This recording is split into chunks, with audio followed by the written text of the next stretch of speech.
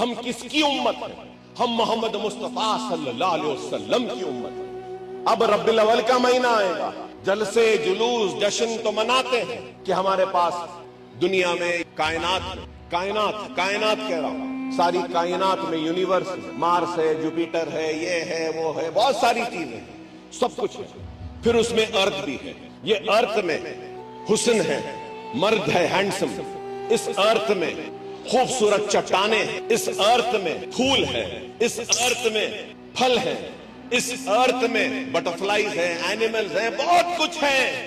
لیکن یاد رکھو اللہ قرآن میں کہہ رہا ہے، وجہ ہے، تخلیق ہے، کائنات اگر کوئی ہے تو وہ محمد الرسول اللہ ہے۔ کائنات کہہ رہا ہوں، صرف ارتھ نہیں۔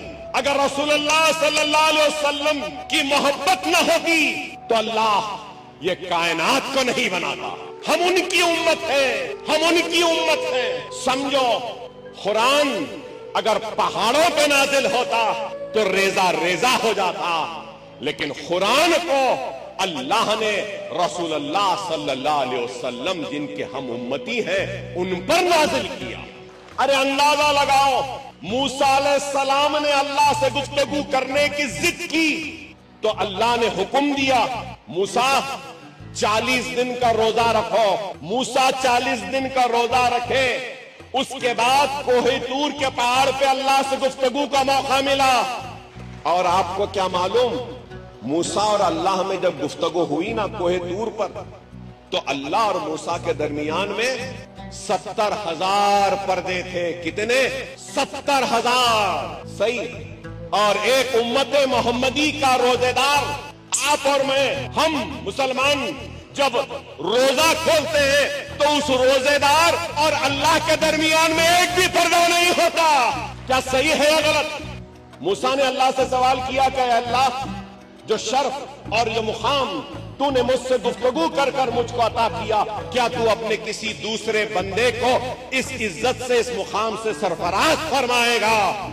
محدث دکن عبداللہ شاہ صاحب کی کتاب فضائل رمضان میں یہ لکھا ہے، تو اللہ جواب دیتا ہے، ہاں موسیٰ، دنیا کی آخرت میں امت آئے گی جن کو میں اس مقام سے سرفراز فرماؤں گا جو مقام میں نے تم کو دیا ہے۔ تو موسیٰ دعا کرتے ہیں کہ اے اللہ، کاش تو مجھے امت محمدی بنا کر دنیا میں بھیجا ہوگا۔ یہ مقام ہے ہمارا۔ اور آج بیرا روی کی زندگی، دین سے دوری کی زندگی، اللہ سے دوری کی زندگی، نمازوں سے دوری کی زندگی، قرآن سے دوری کی زندگی، شریعت سے دوری کی زندگی آج ہم کو یہ دن دکھا رہی ہے۔ اللہ کو راضی کرو، اللہ کے قریب ہو جاؤ، اللہ آپ کے قریب ہو جائے کہ جبھی بھی موقع ملے آئے اللہ اور رسول کے کچھ باتیں سننے والے سامعین کے سامنے رکھوں، اور کوشش کروں کہ ان سننے والے سامعین میں سے ایک بھی اللہ کے بندے کو جو اللہ سے دور ہے اس کو اللہ کے قریب لا لوں تو میری زندگی اور میرے خطاب کو کامیاب سمجھتا ہوں۔ اس لیے اتنی دیر سے کہہ رہا ہوں